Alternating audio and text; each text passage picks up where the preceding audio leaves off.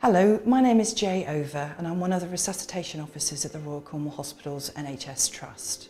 The aim of this training video is to demonstrate how ward staff will deal with a paediatric emergency and cardiac arrest in hospital. I've been a resuscitation officer now for about 12 years and there is no doubt that staff are just as worried as lay people with dealing with both adult or paediatric collapses. With paediatrics, it's even more scary. So they have the same concerns. They're so frightened that they're going to do something wrong, that they will harm the child or actually injure the child. Resuscitation Council UK are very aware of how staff feel. So they try their hardest to interpret the latest research and then produce guidelines that are not only evidence-based but as clear and as simple as possible. At the end of the day, we're all human and we just don't like to be faced with emergencies. The full cycle of paediatric basic life support is routinely only taught to healthcare staff who work with children. Because more people are trained in adult life support, many children do not receive resuscitation, and that's especially out of hospital, because potential rescuers fear causing harm. Whilst this DVD focuses on the paediatric guidelines, you need to be aware that adult basic life support training sessions often now include a brief what to do if faced with a paediatric collapse scenario. The message here is simple, but it is better to use the adult BLS sequence for resuscitating a child than do nothing at all. It's important that we're aware of some differences between children and adult. The etiology and factors that lead to a child arrest differ from that of an adult. This is due to the anatomical, physiological and pathological differences. Whilst adults usually suffer cardiorespiratory arrests, in general, children will suffer a respiratory arrest. For the purposes of life support, we term infants up to year 1. Children are over 1 to the age of puberty. Now, it's not important to establish the age of puberty. If you think it looks like a child, treat it like a child. We're now going to see a demonstration of a child in hospital arrest. It runs from the point of where we confirm arrest to when the team is called. We're going to run the demonstration real time so you can see the processes that staff have to go through to manage this child in arrest.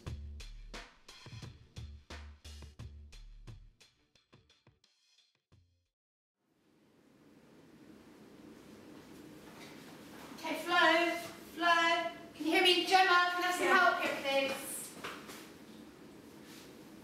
One. This child's not breathing. Okay. 2, 3, Yeah. 4, 5. Not breathing. Okay. 8, 9, 10. Okay. Yeah. Hold it for me. Yeah. Got it? Yeah. Okay. 1, 2, 3, 4, 5. Okay, let me just check for the pulse. We need a perk call, please, somebody. Can somebody put a perk call out? Okay, I'll go. Yeah, 5, 6, 7, 8, 9, 10. There's no pulse and it's such as compressions. Okay. 1, 2, 3, 4, 5, 6, 7, 8, 9, 10, 11, 12, 13, 14, 15. 1, 2. Perk team to paediatric obs 5th floor tower. Thank you. 1, 2, 3, 4, 5, 6, 7, 8, 9, 10, 12, 13, 14, 15. 1, 2. 1, 2, 3, 4, 5, 6, 7, 8, 9, 10, 12, 13, 14, 15. We're now going to see the same demonstration again, but this time we're going to break it down into its component parts. We're also going to look at the differences when we're managing an infant in an arrest. Initially, you should ensure that it's safe to approach the patient. You must then stimulate the child by either shaking the shoulders or by pulling the hair whilst asking them, "Are you all right?" Flo, can you hear me? Once you've confirmed that the child is unwell and not responsive, you need to shout for assistance. Pull the emergency bell, or if someone is already there, ask them to call for the emergency team. Perk team to paediatric obs 5th floor tower. If you are alone with the child at this point, do not leave them. You should open the child's airway using a head tilt chin lift technique. Place the heel of your hand on the patient's forehead with the fingers of your other hand under the chin. Gently tilt the child's head back very slightly to the sniffing position. Take care not to compress the soft tissues under the child's jaw and quickly check to see if the mouth is free from obstruction. You should open an infant's airway also using a head tilt chin lift technique. Place the heel of your hand on the patient's forehead with the fingers of your hand on the bony part of the chin. Gently tilt the infant's head to a neutral position. If you need to open the airway when cervical spine immobilization is required, use the jaw thrust method. Approach the child from behind and place your hands either side of the child or infant's head. 2 or 3 fingers should then be placed under both angles of the jaw. With your thumb resting on the cheeks, gently lift the jaw upwards. With the airway open, you need to assess the infant or child for signs of breathing. Look for signs of normal breathing, listen for breathing, and if able, feel for any expired air. There may be signs of agonal gasping. This is not normal breathing and the child is in arrest. Take up to no more than 10 seconds to check for signs of breathing. Once you've established that the infant or child is not breathing normally, attempt to deliver 5 initial rescue breaths. In a hospital environment, there may be other equipment available such as a bag valve mask, so you should be able to deliver your 5 initial rescue breaths with the bag valve mask. Place the mask over the patient's face, ensuring that the nose is adequately covered and the bottom of the mask sits in the dip of the patient's chin.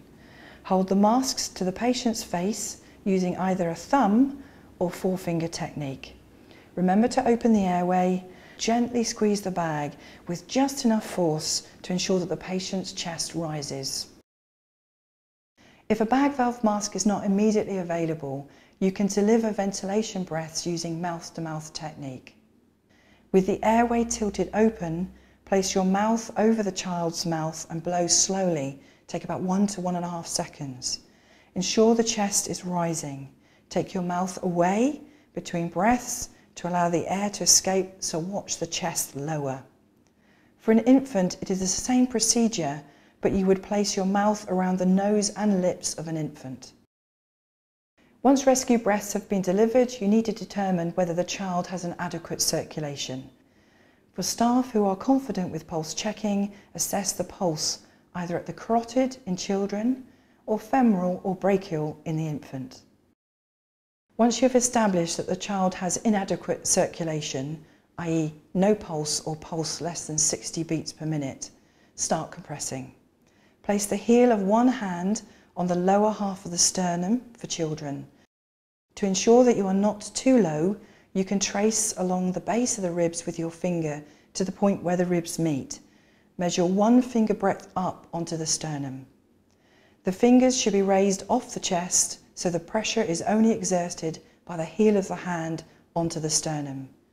Press down at least 1/3 the resting depth of the child's chest at a rate between 100 and 120 compressions per minute.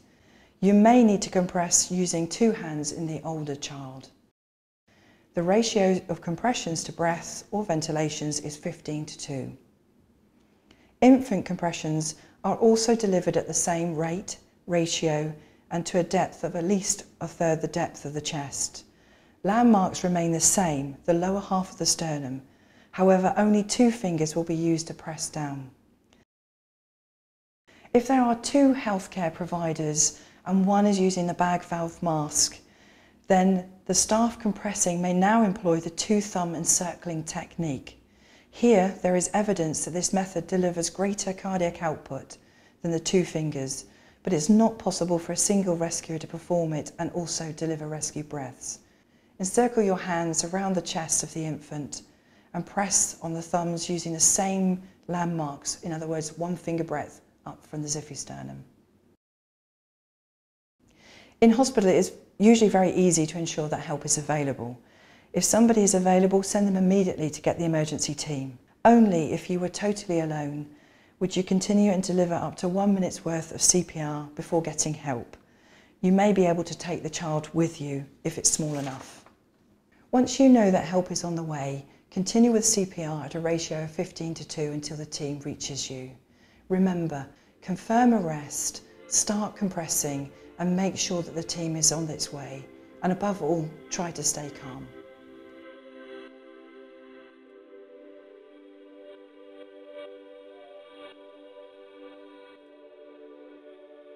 Choking is characterised by rapid onset respiratory distress. It's usually associated with gagging, coughing and some stridor noises. More often than not with children, it's a witnessed event. However, if not witnessed, the child may collapse, and here simple CPR manoeuvres will be employed. It's really important that you establish the severity of the choking and also make sure that it is safe for both you and the child. If they have an effective cough, you don't need to do any manoeuvres. Just watch the child and make sure that the child doesn't deteriorate. Then we need to look at the coughing. If it's ineffective but they are conscious, then we need to start some manoeuvres. And we're going to use something like back slaps or back blows, followed by either abdominal thrusts or chest thrust, depending on the size of the child. If the cough is ineffective and the child is unconscious, as I've said, we're going to employ simple CPR measures. We're now going to see a demonstration of a staff member dealing with a child who is choking. At the moment, the child has an ineffective cough but is conscious. The nurse has made a rapid assessment of the situation. She knows that she has a child with an ineffective cough who is conscious. The first step is to deliver up to 5 back blows. Ideally, this should be done with the child's head in a downward position. If the child is too large, as in this scenario, you can facilitate back blows by supporting them in a forward-leaning position. If you are dealing with an infant, the initial approach will also be 5 back blows. If the back blows are not successful in relieving the obstruction in a child, move on to the next step of delivering up to 5 abdominal thrusts. If a child is small, you can facilitate abdominal thrusts by lifting them onto a chair. You cannot perform abdominal thrusts on an infant, so after delivering 5 back blows, you would then perform 5 chest thrusts instead.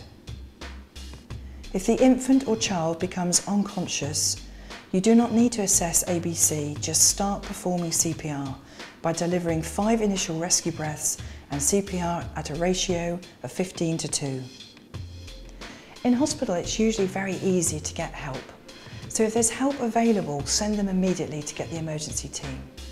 Only if you were alone would you carry on with the choking algorithm until you've either relieved the obstruction on the child or the child becomes unconscious, and in which case you would do 1 minute's worth of CPR before getting help.